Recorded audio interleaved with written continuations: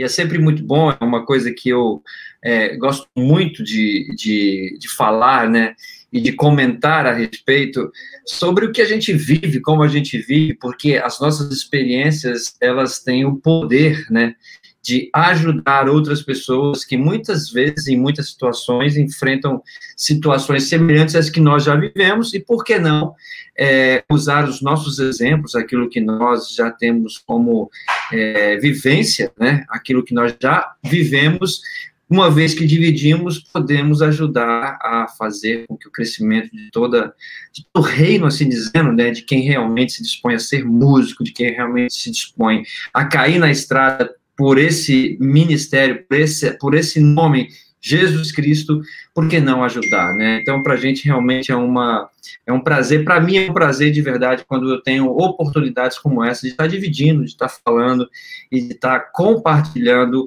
sobre todas as coisas que nós vivemos ao longo desses mais de 23 anos. Eu estou há 23 para 24 anos com a oficina, e o ministério, a banda tem 32 anos de idade, faz bastante tempo, e tanto tempo que eu não me lembro direito, mas realmente é uma coisa que eu tenho, assim, a declarar, né?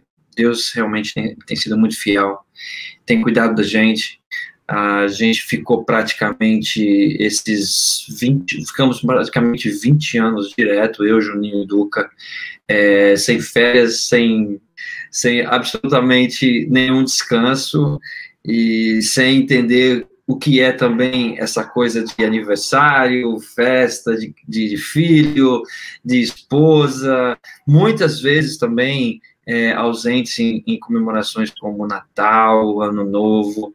Então, assim, não é uma coisa fácil, não é uma decisão simples de se tomar, mas, de fato, a gente tem, sim, o maior prêmio, o galardão e a gratidão de ver pessoas sendo transformadas, não pela minha música, não pelo meu talento, mas sim por aquilo que Deus faz através de nós, né? E aí, olha só, o pastor Ramon me ligou e a gente conversou, e ele me convidou para poder falar um pouquinho sobre isso, né, sobre música e tecnologia. E eu queria hoje dividir com vocês aqui algumas das coisas nas quais eu observo e percebo que nós temos hoje como uma espécie de tendão de Aquiles nas nossas igrejas e nos ministérios de evangelismo, na qual eu, de certa forma, convivi e vi acontecer ao longo desses últimos 20 anos, né? E eu queria começar falando com vocês, inclusive a galera que estiver aqui, eu estou vendo aqui que tem uma galera aqui no chat, então, vocês fiquem à vontade de fazer qualquer tipo de pergunta e de me interromperem. Eu não sou um preletor, eu não sou um pregador da palavra no sentido literal, mas eu adoro e amo fazer isso, comunicar, conversar, né? Eu não tenho muito aquela dinâmica de pastor, mas então, de verdade, eu vou ficar sempre de olho aqui, respondendo. Se vocês tiverem alguma dúvida dentro do que eu falar, de repente é legal, porque eu não continuo a desenvolver o meu pensamento e respondo, né, as perguntas relativas às dúvidas que forem aparecer, e as que realmente eu puder responder, eu vou fazê-lo, ok? Então vamos lá. Olha só, música e tecnologia. Eu sempre fui muito fã de música. A música foi, sem sombra de dúvida, na minha vida, foi o elo de ligação entre eu e o evangelho, entre eu e o cristianismo. E não existia... O que é isso que está pitando aqui, gente? Não sei. Hã? Ah, ok. Não, desculpa. Tem um negócio pitando aqui, tô achando que é o meu computador que vai explodir. Mas, enfim, olha só, voltando. Eu sempre fui muito fã dessa coisa chamada música, porque eu acredito plenamente que a música tem o poder de nos conectar com o espiritual, com esse mundo que nós, como humanos, não temos uma clarificação, a gente não sabe exatamente o que é o mundo espiritual. Mas a música sempre mexeu muito comigo, e foi, como eu disse, o elo de ligação entre eu e o Evangelho de Jesus. Eu, se não fosse a música, com certeza, digo para vocês, na minha adolescência, juventude, eu estaria bem fora da igreja, porque a igreja naquele tempo, para mim, e por que não dizer para muitos, né, para muitas crianças, muitas vezes, como eu, era um pé no saco. Desculpem a expressão, mas era exatamente assim como eu via a obrigatoriedade de ir para a igreja nos domingos, algumas situações nos quarta-feira à noite, que é bem padrão, e acontece geralmente os dois principais cultos nas igrejas brasileiras são quarta-feira à noite e domingo, né? E para mim era difícil, entendeu? Engolir essa situação dessa obrigatoriedade de ir. Mas toda vez que eu ia, eu voltava muito grato, porque a parte que tocava, que me enchia os olhos, era exatamente a parte do louvor, a parte da música. E isso foi o que me conectou mais para perto de Deus, né? E eu me lembro que lá atrás, né, agora sim, falando sobre os primórdios, né, principalmente, eu estou dizendo aqui, 1996, 97, quando eu já era ali um jovenzinho, eu me lembro que a música na igreja era uma coisa um tanto quanto polêmica. O rock sempre foi muito perseguido pela igreja, muito dito como algo diabólico pelos líderes, pelos pastores mais tradicionais. Não era bem visto pelos mais idosos, pelas pessoas com mais idade dentro da igreja, principalmente porque geralmente nós éramos muito barulhentos, fazíamos muito barulho. E, assim, era uma coisa que não era agradável para quem geralmente sentava na frente, e quem sentava na frente geralmente eram os senhores mais idosos, né? Então, assim, a gente tinha todas essas dificuldades relacionadas à música e principalmente ao rock. E quando eu digo rock aqui, eu posso dizer para vocês que existem, quando a gente fala de gênero musical, a gente está falando, sim, de algo que tem uma característica, mas dentro desse gênero musical existem os estilos. E eu, quando falo rock, eu digo como uma característica geral da música feita 4x4, daquela música com um beat geralmente um pouco mais acelerado, mas que não significa o gênero, não significa o estilo, melhor dizendo, não significa o heavy metal, aquele do cara cantar gritando, as guitarras extremamente distorcidas, muita bateria. Não é isso que eu estou falando. Até porque, para quem não sabe e não se surpreenda com isso, o rock é sim o estilo, é sim, melhor dizendo, para não ficar confuso, é sim o gênero empregado nos worships de músicas, como, por exemplo, United, Elevation Church, Passion Church, e dentre outras grandes bandas que temos aqui no Brasil, Lagoinha, Renascer Praise e tantas outras. O estilo predominante, melhor dizendo, perdoe-me, o gênero predominante dentro dessas bandas que fazem worship é o rock. Só que isso, em 1980, e bolinha e Guaraná com rolha, era algo totalmente contrário à visão da cúpula da igreja, que associava o rock a algo demoníaco, a algo que era utilizado por bandas que eles diziam serem satânicas, e algumas realmente não eram. Isso vai um estudo depois, né? Vale sim um comentário e, por que não, uma pesquisa sobre, para que a gente não julgue e para que a gente não diga algo realmente sem uma tese, né, porque isso que acontecia.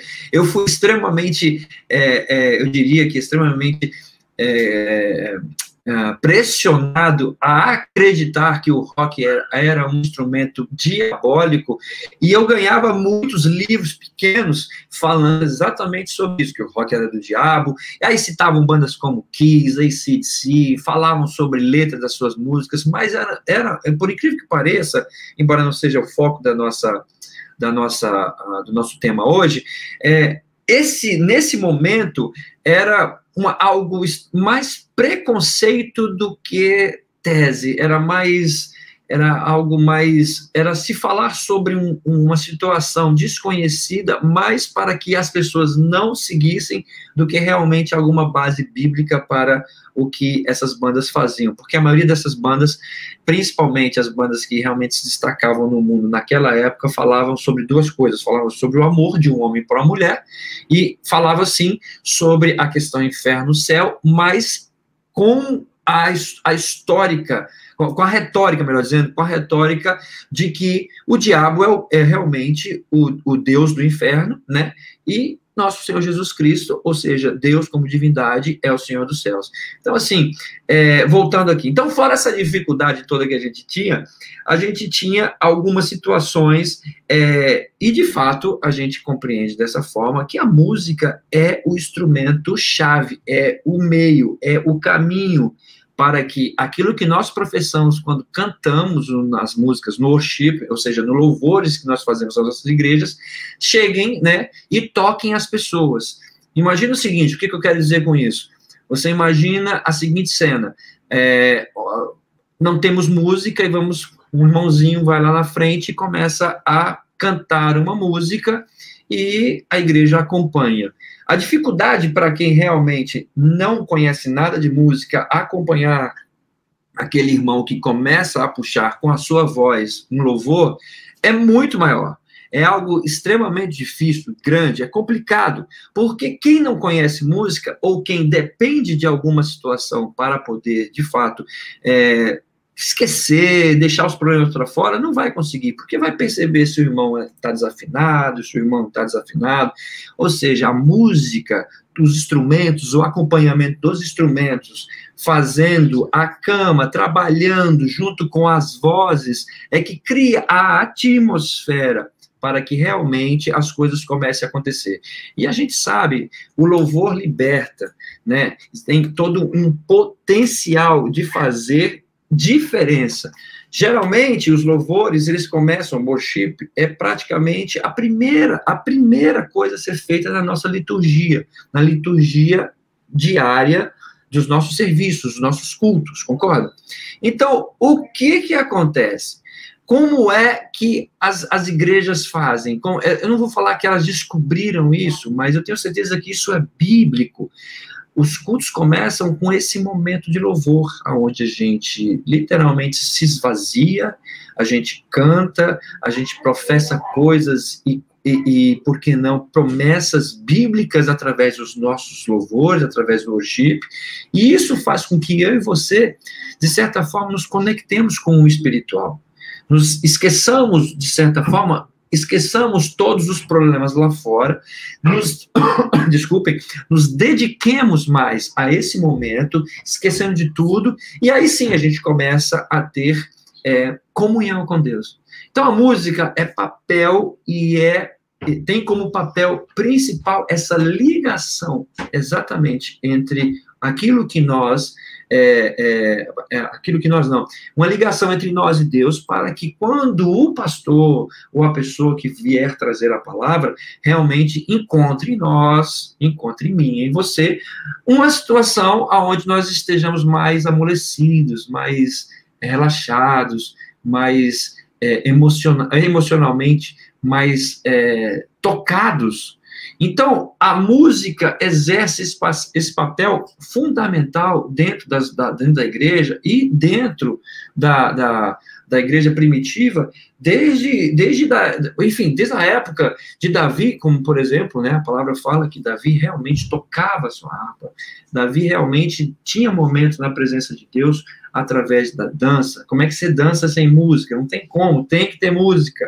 Então, a música é, sem sombra de dúvidas, um elo de ligação entre nós e Deus para preparar. Eu não acredito que a música, por si só, seja, de fato, um instrumento que elimine a necessidade da palavra, desse momento onde o pastor, né, o nosso líder, traz uma mensagem à igreja. Eu acho que temos que ter ambos, temos que ter um preparando e temos que ter o outro exatamente plantando a semente, né? Mas, enfim, quais eram... Eu coloquei uns pontos aqui para a gente poder falar, para não me alongar muito, porque eu sei que eu falo pra caramba, gente, e, mais uma vez, fiquem à vontade de fazer as perguntas aí, como vocês quiserem. Quais eram as nossas maiores dificuldades naquela época? Né? Eu toquei na igreja, antes de tocar na oficina, que isso aconteceu eu entrei na oficina em 1995 para 96.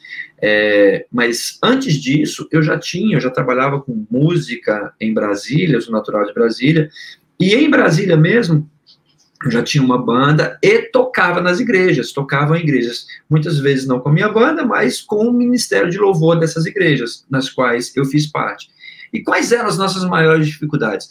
Sempre foi a questão de como os músicos, geralmente, todos eram voluntários, a gente sempre tinha a dificuldade de agendamento de ensaio, a gente tinha dificuldade de tocar todo mundo corretamente, porque era algo feito por voluntários, então não tinha aquela pressão, como eu posso dizer, não tínhamos aquela forma de pressionar o músico a tirar a música, porque muito provavelmente, que eu me lembre, a maioria trabalhava durante a semana, chegava, ou seja, o cara começava a trabalhar às 8, terminava às 6 da tarde, voltava para casa cansado, adorava estar na igreja, tocar, mas ele não tinha tempo para fazer isso. Então, assim, a gente tinha uma dificuldade tremenda em a banda soar coesa, todo mundo saber tocar os mesmos acordes, fazer os arranjos, criar os arranjos. Isso era algo bem complicado. E não tinha como resolver isso. A única forma que a gente tinha de melhorar um pouco o desempenho da banda da igreja era ensaiando. E esses ensaios geralmente eram feitos nos sábados, quando o cara tinha a possibilidade e a disponibilidade de passar 1, 2 horas, e às vezes nem isso, porque alguns ainda trabalhavam no sábado, e para que no domingo de manhã e à noite, né, que são os cultos tradicionais das nossas igrejas aqui no Brasil, manhã e noite, a gente poder, mais uma vez, antes dos cultos, né, antes dos serviços, passar mais rapidamente ali, 1, 2 vezes, a lista das músicas e, finalmente, ministrar, né? E eu me lembro que o maior desafio dessa época, e nessa época, como eu disse, era fazer da melhor forma com que se tinha. No Brasil, a gente tem uma dificuldade que eu considero um tanto quanto responsável, muitas vezes, pela baixa qualidade, embora isso tenha melhorado muito, mas responsável, muitas vezes, pela dificuldade de se ter um som e de se ter uma banda agradável aos ouvidos de todo o público, de toda a igreja. Por que eu estou falando isso? Como assim, Jean? Aqui tudo é muito caro. No Brasil, a gente tem uma dificuldade extrema de se ter bons equipamentos, bons instrumentos. Uma boa sonorização numa igreja custa muitos R$1.000, entendeu? É uma coisa muito complicada. E eu não estou aqui realmente falando, assim, de algo que não seja uma coisa de outro mundo. Não, isso é algo presente hoje. Melhorou bastante, mas nesse exato momento como a gente está vivendo, hoje, esse momento de Covid, essa situação toda, com o dólar custando R$5 e poucos centavos, vocês imaginam quanto custa uma boa mesa de mixagem? Quanto custam umas boas caixas, quanto custa um bom teclado, uma boa guitarra, e por aí vai. Então, o que acontece?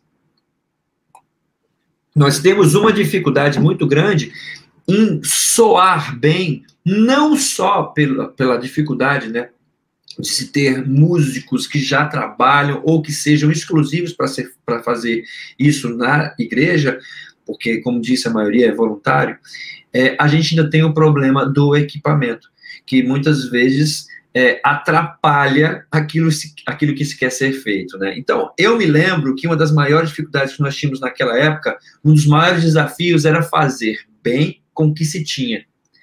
E isso foi algo que durou muitos anos. Porque se você não tem a condição de comprar um bom instrumento como músico que você é, por exemplo, eu me lembro de algumas situações onde eu levava o meu teclado para a igreja. Por quê? Porque o teclado que a igreja tinha não era bom. E como eu estava investindo em música e comecei a ter condições de fazer isso, eu corri atrás, comprei meu instrumento e eu gentilmente levava, porque eu queria muito fazer aquilo bem feito. Mas não é o caso de muita gente, não era a forma com que realmente as coisas aconteciam. Então, eu acredito que essas eram as maiores dificuldades. E naquele tempo, a gente não tinha acesso a praticamente nada. A gente não tinha um mundo globalizado por uma internet. A gente não tinha conhecimento, inclusive o que nós temos hoje, entrando simplesmente no website da vida aí, de uma Guitar Center, ou de qualquer outra empresa que vende instrumentos musicais na internet, a gente não tinha acesso a preço, a gente não sabia exatamente quantas coisas custavam fora do Brasil. Então, para nós, com as pouquíssimas marcas que eram representadas no Brasil, a gente tinha dificuldade de comprá-las, porque eram muito caras, e a gente desconhecia muito material bom, muito equipamento bom que era vendido nos Estados Unidos. Mas eu me lembro que em 1997, as coisas começaram a mudar. Eu me lembro que o primeiro CD que nós gravamos, isso foi... O primeiro CD que eu participei no Oficina G3 foi em 1996, quando nós gravamos o Indiferença. Antes, a banda, o G3, tinha gravado 2 trabalhos, que é o Nada Tão Novo, Nada Tão Velho, e antes do Nada Tão Novo, Nada Tão Velho, foi em 93, e antes do Nada Tão Novo, foi gravado ao vivo em 1990. Ambos gravados em vinil, a bolachona, o LP, né? Então, nessa época, as músicas e as gravações que eram feitas eram gravadas todas em rolo, em máquinas enormes, e isso de uma forma... como eu posso dizer, de uma forma bem dificultosa, porque a gente não tinha, por exemplo, como as coisas começaram a acontecer a partir de 1992, 3, que a música começou a transformação para a era digital, ou seja, já utilizando a tecnologia como elemento diferenciador, como literalmente um divisor de águas. Eu me recordo que a gente tinha dificuldades, por exemplo, de se criar arranjos muito elaborados por conta da necessidade de tocá-los perfeitamente. E não tinha como emendar, não tinha como parar no meio, gravar um pedaço, depois gravar outro. Não era assim. A gente entrava no estúdio e gravava a música inteira, e da melhor forma que fosse, né? Porque a gente não tinha condições de editar essas músicas, né? Mas, enfim, em meados de 1990, em 93, como eu disse, entrou, então, os chamados ADATs, que já eram conversores do rolo, que as músicas eram gravadas em fita, como essa fita cassete que a gente tinha do videocassete, e, na verdade, eram fitas enormes, assim, grandes, rolos de fitas, exatamente com aquele material meio bege, e ali era gravado praticamente tudo, né? Depois, em 92 para 93, começou a se gravar digitalmente em aparelhos chamados ADATs, que usavam fitas como essas fitas de VHS que a gente tinha naquele tempo também. Hoje é realmente raro achar um videocassete.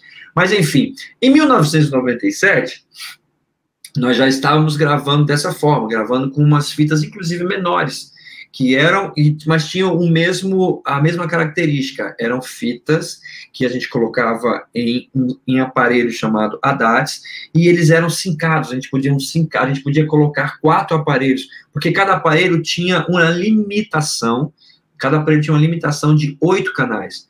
Então, você imagina quando você vai gravar uma banda, só a bateria tem aí 5, 6, 7, 8, e algumas baterias têm até mais canais. Então, sempre faltava. Então, a empresa, que eu me lembro agora, acho que era esqueci o nome da empresa que fabricava esses ADATs, Akai, eu acho que era Akai, uma coisa assim. Enfim, eles deram a possibilidade de a gente ter mais canais de gravação, utilizando, né, sincando mais do que uma máquina dessas. E eu me lembro que nós começamos, inclusive, a gravar o Indiferença em 1996, utilizando essa tecnologia. A gente tinha, eu acho que nós tínhamos 4 máquinas que totalizavam 32 canais, e esses canais, e sim, graças a Deus, nessa época a gente já começou a poder editar as músicas. Começou-se a utilizar não só aquelas mesas gigantescas que nós vemos em estúdios, em documentários a respeito de estúdios, mas começou-se a utilizar o computador para gravar exatamente aquilo que se tocava. E essa gravação, ela ia diretamente para esses ADATs, e dessa forma a gente tinha condições de começar a edição dessas coisas, né?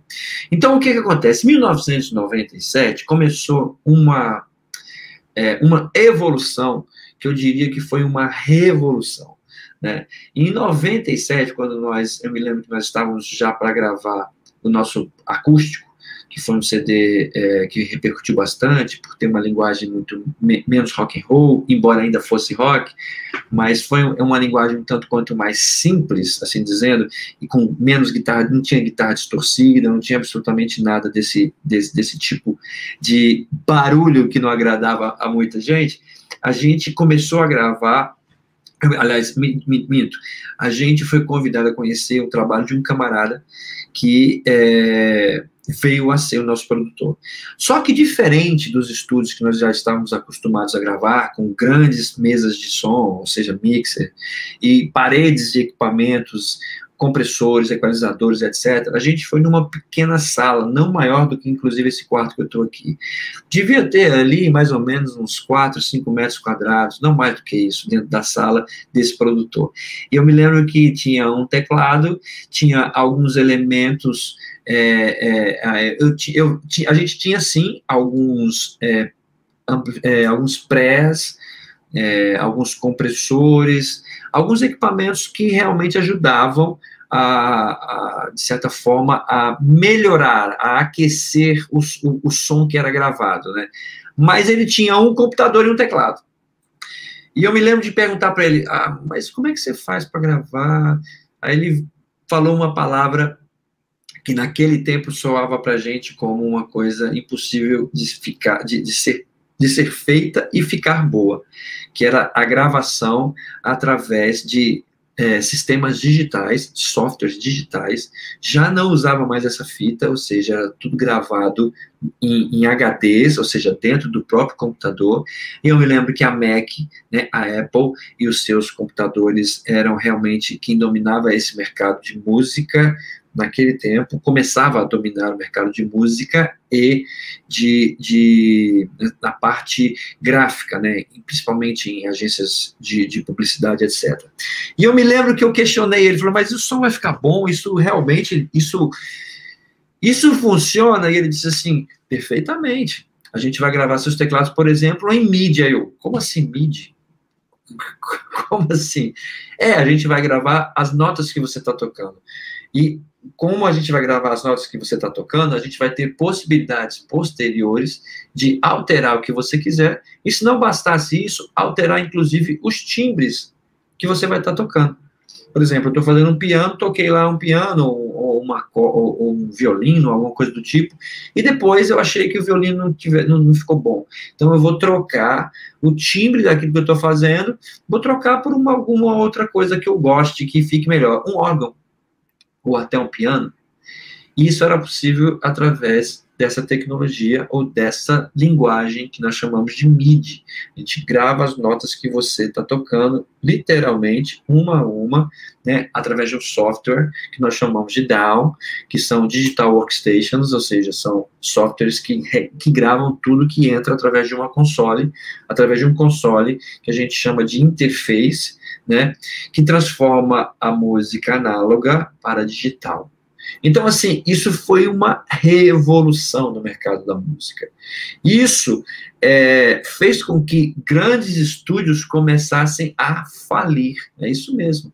Por quê? Porque você, com uma situação eu diria, naquele tempo, complicada ainda, porque as máquinas eram muito caras, os equipamentos eram muito caros, mas se você tivesse condições de comprar um bom computador, uma boa interface de áudio, você já tinha condições suficientes de gravar um CD na sua própria casa, naquilo que nós chamamos de home studios. Ou seja, você cria um ambiente de gravação dentro da sua casa, onde tudo que você faz, você pode gravar para que posteriormente você utilize da forma que você achar melhor. Então, assim, foi uma revolução. E eu me lembro que o computador, ou seja, já o uso da tecnologia começou a se fazer e a trazer facilidades e funcionalidades que até então eram muito difíceis de serem usadas nos estúdios mais tradicionais. Primeiro, porque você estava em um estúdio que geralmente tinha a hora extremamente cara, você tinha ali períodos de 6 horas para gravar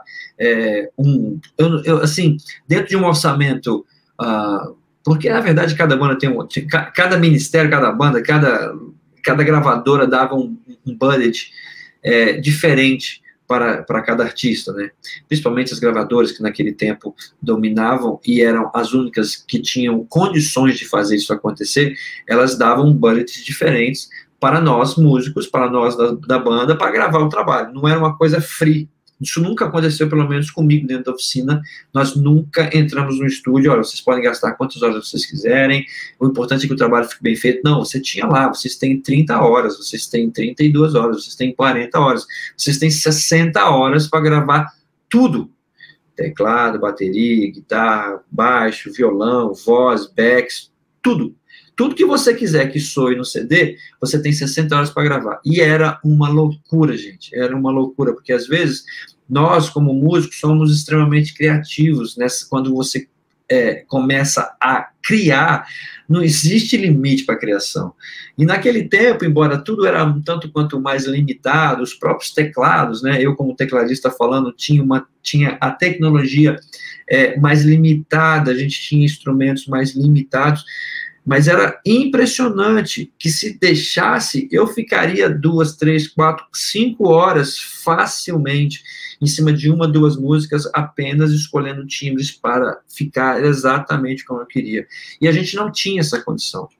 Quando a música começou a ser gravada utilizando o computador, e era uma coisa que não demandava já, eu estou falando em meados aí de 1998, 7, 8, já existiam os computadores pessoais, assim dizendo, a gente já tinha acesso a isso, computadores com pouca memória, um processamento mais devagar, mas ainda assim a gente já tinha softwares que eram possíveis ser utilizados, inclusive por um período de tempo, chamados os freewares, para você testar, e você simplesmente pegava a licença de esse mês, e aí gravava, trabalhava, pegava a licença do outro mês, e trabalhava e gravava. Quantos estúdios não fizeram isso? Quantos home studios não fizeram isso? Imagina como isso foi benéfico, e como isso ajudou a fazer com que nós, músicos, tivéssemos e usássemos o tempo suficiente, aquele que nós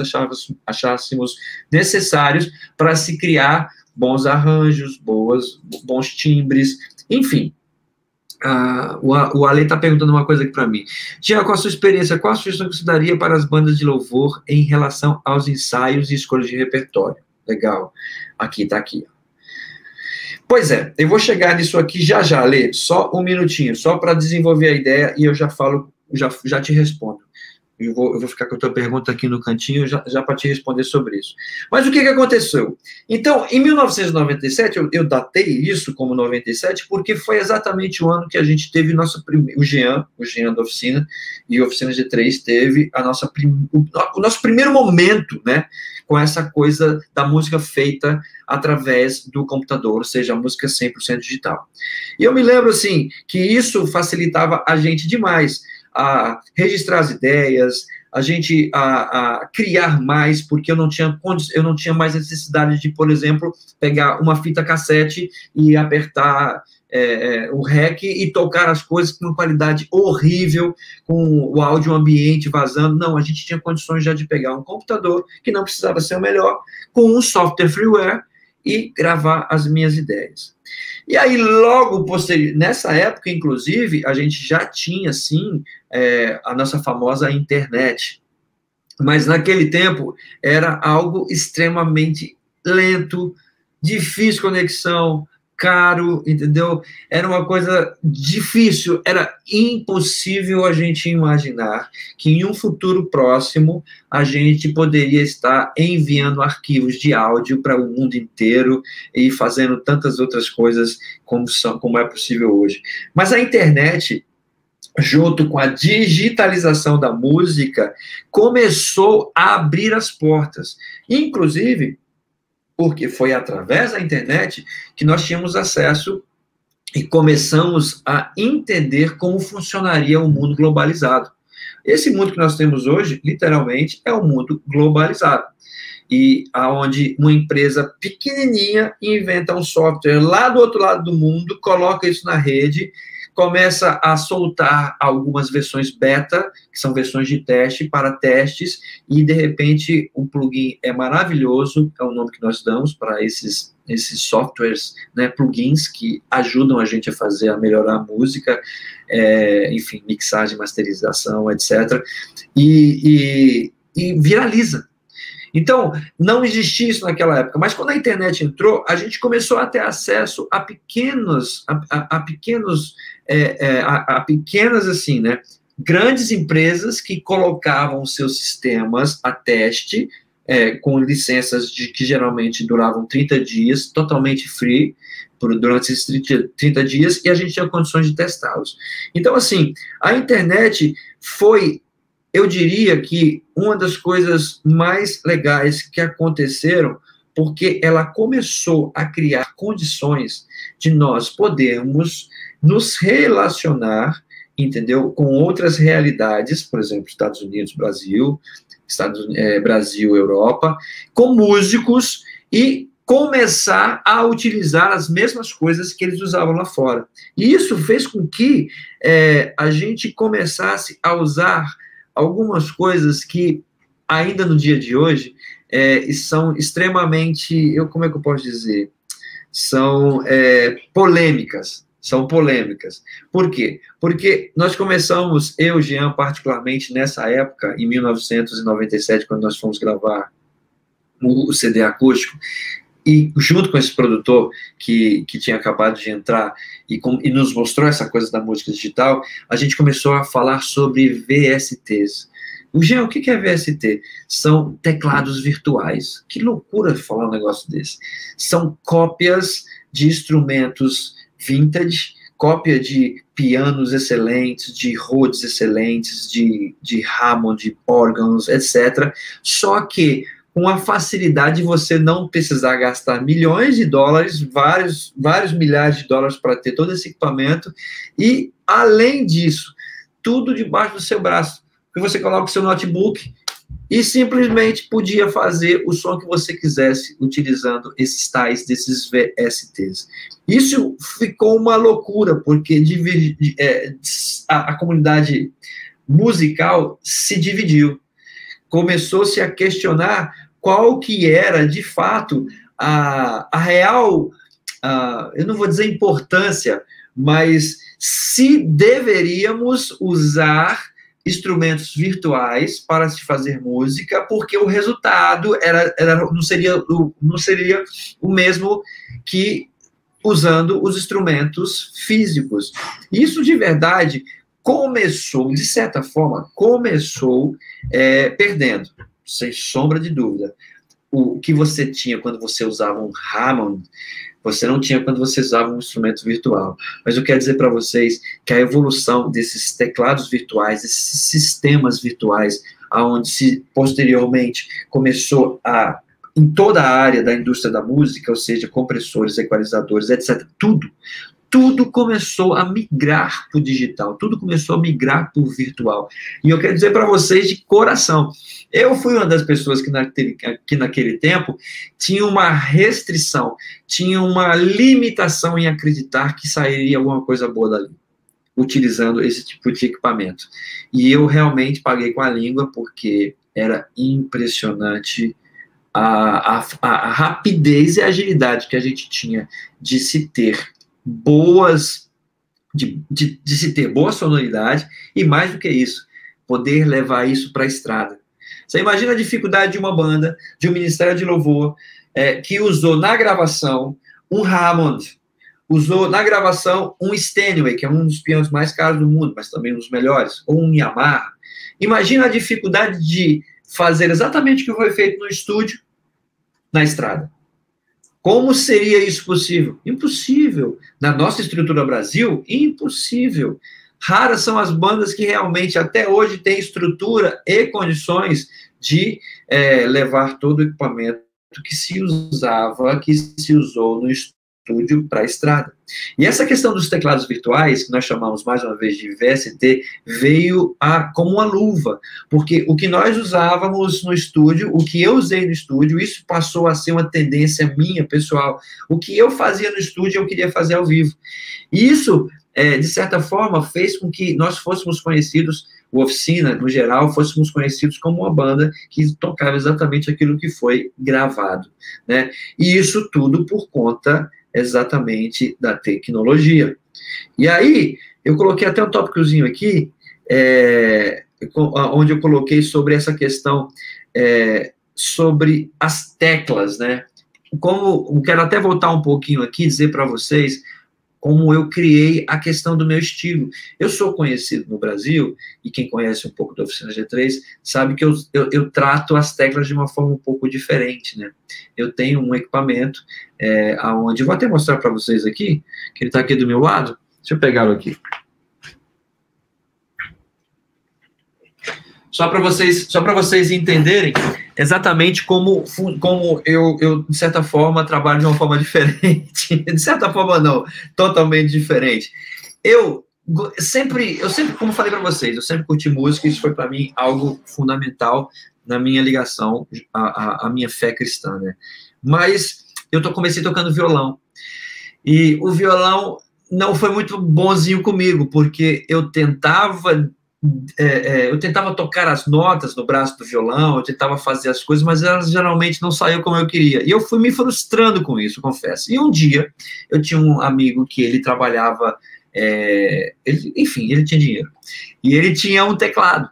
E eu pedi para ele, poxa, será que você podia me emprestar? Só porque a gente vai ter um ensaio na igreja, eu vou ajudar no louvor. E esse cara era pianista e ele tocava na igreja. Ele falou assim, claro, gente, te empresto sim.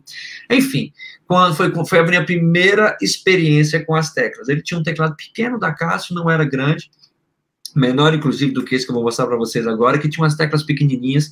E quando eu liguei pela primeira vez o teclado da minha casa, eu não sabia tocar nada de teclado, gente. Mas quando eu liguei, eu apertei um botão, tocou um som de piano. Apertei outro botão, tocou um som de sanfona. Era uma espécie de um acordeon. Toquei de novo outro botão, veio um strings. Aí eu falei, mas como assim? O que é isso? Como é que pode? Eu estou falando de 1900 e provavelmente 1983, 84, muito tempo atrás.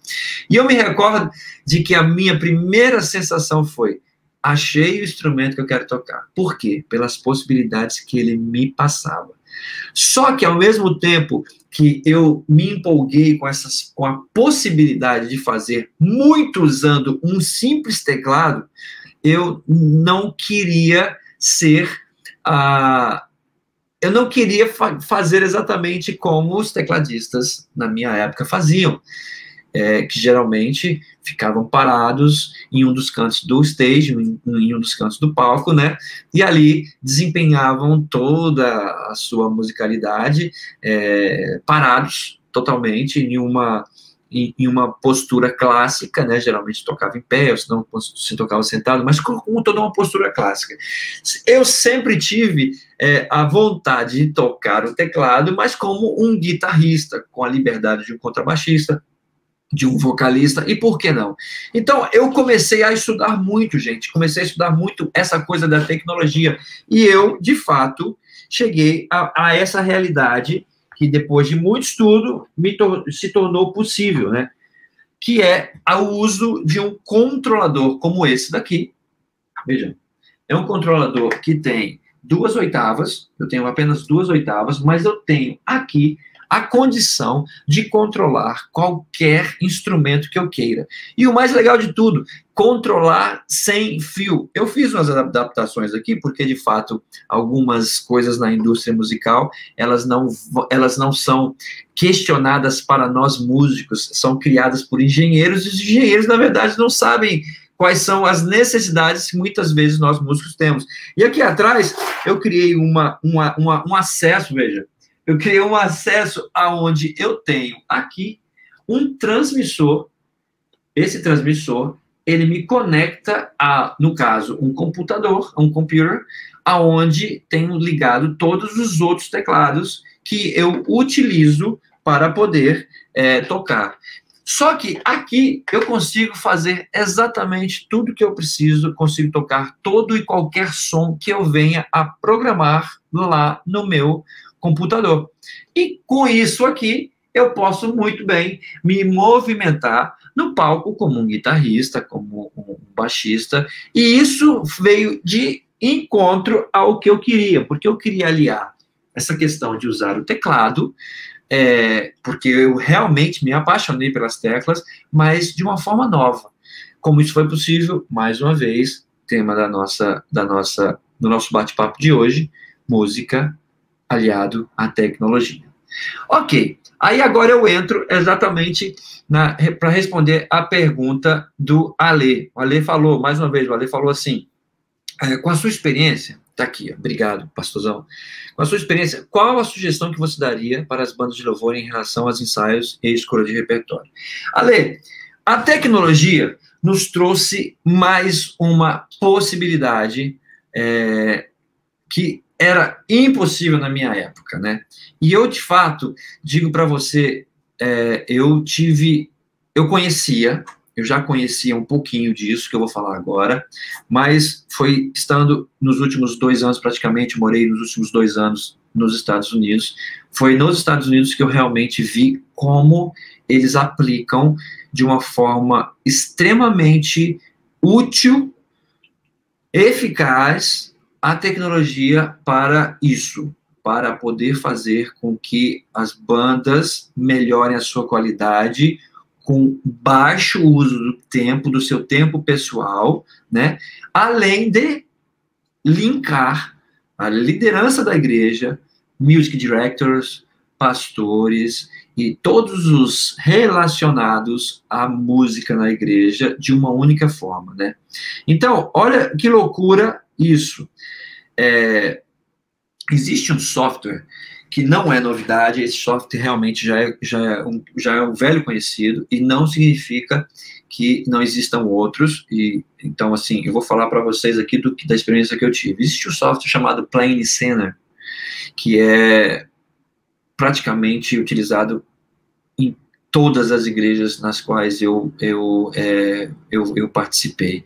Eu participei eu toquei, né, em praticamente 4 ou 5 igrejas nesse período todo que eu fiquei nos Estados Unidos. Eu estou no Brasil por conta dessa Covid, né, nesse momento, e eu tive uma experiência, digamos assim, um tanto quanto traumática, mas não por conta do software, não por conta da tecnologia, mas por conta da língua, né, da língua que foi, de fato, um dos maiores problemas para mim. Mas como é que funciona isso, Ale, nas igrejas americanas aqui? Através desse software, Plane Center, eles têm o controle de todas as pessoas que estão disponíveis como voluntários ou não para poder, sem necessitar de pegar o telefone e ligar para essa pessoa, porque todas as pessoas que estão disponíveis, se colocaram disponíveis para tocar naquela igreja, todas elas estão com o seu nome, né, seu telefone, seu e-mail lá na lista dentro desse Plane Center. O que acontece? O Music Director tem condição de nomear e montar a banda que vai tocar em determinado serviço, ou seja, em determinado culto, meses antes. E isso acontecia em algumas igrejas, nas igrejas que eu tocava. Eu recebia a agenda do mês seguinte, por exemplo, nós estamos em setembro, eu já saberia exatamente quais são e quais seriam os serviços, ou seja, os cultos que eu estaria tocando no mês de outubro. E aí eu tinha, sem precisar pegar um telefone, exatamente como você responde um WhatsApp, como você responde uma mensagem rápida no seu dia a dia, você tinha a condição, você tem a condição de simplesmente declinar, ou seja, negar, dizer que você não pode, seja o motivo qual for, estou de férias, não posso tocar esse domingo porque vou estar trabalhando, enfim, você tinha a possibilidade de declinar. Olha como isso já é legal. Você avisa que você não pode, com um tempo suficiente para que o music director, ou seja, o diretor da música, tenha condições de colocar outra pessoa no seu lugar. Se não bastasse isso, ainda existem outras facilidades, que entra exatamente no que o Ale está falando. Você tem condições, o music director e o líder da banda tem condições de determinar quais são as músicas que vão ser tocadas em cada serviço desse.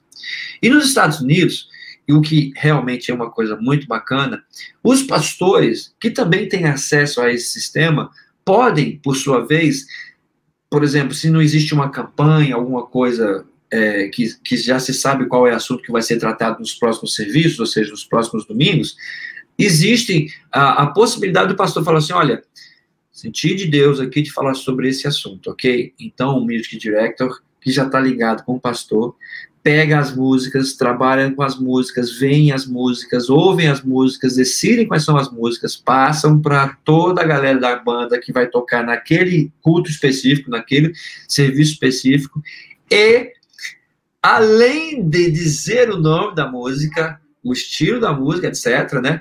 Mandar um MP3zinho para o cara ouvir, exatamente, você tem condições de receber a cifra, ou seja, a tonalidade que vai ser tocada a música, você recebe o estilo que vai ser tocado, às vezes tem um arranjo diferente ou coisa diferente, o próprio músico direto pode gravar, ou se não, pegar a versão de um ou de outro artista para mostrar qual vai ser o jeito que vai ser tocada aquela música.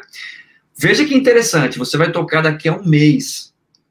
Nada mais fácil para você do que decidir, uma vez que você já se colocou voluntário para poder fazer isso, para poder tocar nesse culto, você já se colocou à disposição, perfeito? Então você organiza o seu tempo de forma com que, sei lá, uma vez por semana, 2 vezes por semana, 3 vezes por semana, no seu horário, ou seja, não tem um ensaio determinado durante a semana, no seu horário você vai passar a música com o playback ou acompanhando a música que você quer usando o Play Center. E aí, como as igrejas que eu toquei fazem, você não tem ensaio sábado, não tem ensaio durante a semana, mas você tem um compromisso de chegar lá no domingo de manhã, 1 hora, 2 horas antes do serviço, do culto, e estar com a música toda tirada, toda certinha. Algumas situações, se muda-se o tom, essa coisa toda, tal, mas isso realmente não é uma coisa que acontece muito, até porque eles trabalham dessa forma, né, muito organizados. Mas isso, Ale, resolveria totalmente o problema, por exemplo, que você talvez esteja enfrentando. Por quê? Porque você não tem a necessidade de ser pego de surpresa, porque o cara tem condições de te avisar antes que ele não vai poder ir. Segundo, você tem total flexibilidade, de uma vez que ele decline, usar a lista das pessoas que você tem. Você tem um conjunto lá, você tem, sei lá, 3, 4, 5 equipes. Tranquilamente você pode substituir essa pessoa, né? Então, assim, tem todo um contexto geral, porque todas as pessoas que estão trabalhando na música da igreja estão dentro desse Play Center. De fato, resolveria o teu problema, inclusive para a escolha de repertório, que poderia ser feita pelo pastor, junto com o music director, né, com o diretor de música, que vai passar isso diretamente para todos os músicos que vão tocar naquele culto. E é tão louco que o Play Center te dá a liturgia. Isso já é realmente algo bem americano, né, de ser, os caras põem os horários que as coisas vão acontecer, põem o que vai acontecer no culto em cada na sua ordem e quanto tempo cada coisa vai demorar para acontecer. Então, ninguém é pego de surpresa. Não existe aquele efeito surpresa do tipo, meu Deus, eu não sei tocar aquela música, não sei tocar outra ali. Enfim, não entrou no mérito aqui de que eu sempre penso que o músico, ele tem que sim, estar preparado para tudo que vai acontecer, mas levando em consideração que ninguém precisa saber, né? Nós temos que aprender. Isso faz parte da aperfeiçoação musical de cada um de nós. Eu venho dizer para você que esse tipo de software, uma vez aplicado, resolveria e responderia totalmente às suas necessidades, ali, de uma forma única. Aí, falando de mais tecnologia aplicada ao worship, olha que coisa legal. Existem, hoje em dia, isso, inclusive, o primeiro que eu fiquei sabendo, que foi amplamente difundido, primeiro nos Estados Unidos e que depois veio para o Brasil, e inclusive já é uma realidade aqui no Brasil, muito usual, de uma facilidade incrível, de uso e facilidade incrível. Eu estou falando aqui de... oh, meu amor, obrigado. Um cafezinho, gente, cafezinho aqui. Eu estou falando aqui de um software que foi criado por um pastor, olha que coisa louca, por um pastor nos Estados Unidos, para ajudar as igrejas que não tinham, como eu acabei de falar, um número enorme de músicos disponíveis para tocar. Como assim, Jean? Um software que faz isso exatamente. O nome desse software é Multitracks, e foi desenvolvido, como eu falei, por um pastor americano e realmente invadiu o mundo, explodiu. Por quê? Porque você, às vezes, tem uma igreja pequena e você não tem tecladista, baixista, baterista, ou senão você tem um de cada. E no dia que ele não vai, o louvor fica uma maravilha, né? Como é que esse pastor pensou? Poxa, posso muito bem usar a tecnologia para fazer o quê? Para fazer com que quando um músico não puder vir, eu literalmente solto ele no que nós chamamos, na minha época, do G3, lá nós chamávamos de VS. VS nada mais, nada menos é um equipamento que a Roland tinha lançado naquele tempo, que a gente dava o play, a gente, junto com a música, a gente soltava efeitos, né? O que a Multitrack faz? É exatamente isso, solta backtracks, solta uma guitarra quando não tem o guitarrista, solta o teclado quando não tem o tecladista, solta até a bateria, enfim, você tem todos os tracks daquela música que você quer tocar. E você, conforme a disponibilidade de música da sua igreja, coloca ou tira. Se você tem um guitarrista lá, você não precisa colocar no Multitrack, você deixa o guitarrista tocar. Só que para quem ouve uma banda soando perfeita, soando grande, ou seja, você não tem aquele problema de ter uma sonoridade ruim, porque um músico YX não foi tocar na sua igreja. Então, não existe só a Multitrack. Por exemplo, eu, quando toquei numa igreja em Jacksonville, chamada Celebration, eles não usavam Multitrack, mas eles tinham uma preocupação de soar bem parecido com a original, com a música original. Então, eles usavam um outro software chamado Ableton Live, que é dessa empresa chamada Ableton, que faz o mesmo papel que o Multitrack. A diferença é que o Multitrack, hoje em dia, já é uma plataforma onde você não só coloca os backtracks, ou seja, coloca os tracks da música que você vai tocar, como, ao mesmo tempo, você tem condições de selecionar o que você quer. Tira um, põe outro e tal. Ou seja, é mais fácil. O Ableton Live é um programa aberto que você pode puxar essas trilhas e montar dentro desse programa, ou seja, tem uma dificuldade maior. Mas também funciona, principalmente quando nessas situações que você não tem músicos suficientes ou a quantidade de músicos que você tem na sua igreja não é grande o suficiente para a sua necessidade, e eles, como voluntários, né, realmente têm essa dificuldade. E aí, Entre um detalhe importante aqui, eu não estou defendendo e aí, ao mesmo tempo, não estou aqui afirmando o que não deve ser feito. Mas tem gente que fala, mas isso é fake. Pô, tem uma guitarra tocando e não tem o guitarrista tocando lá. Eu tenho um back maravilhoso, mas eu tenho 2 pessoas cantando. Aí é uma questão de decidir, de gostar, de não gostar. O importante, e que eu acho que é o tema do nosso momento aqui, do nosso papo aqui, é exatamente esse. É sobre como a tecnologia aliada com a música pode fazer com que o louvor da sua igreja, pode fazer com que a música da sua igreja, da sua banda, e de tudo aquilo que você faz pro reino, possa soar com perfeição, com magia, sabe, com algo que realmente impressione, com algo que realmente deixe as pessoas surpresas, né? Porque nós temos, se nós falamos do melhor do nosso Deus, nós temos a obrigação, na minha concepção, de fazer o melhor.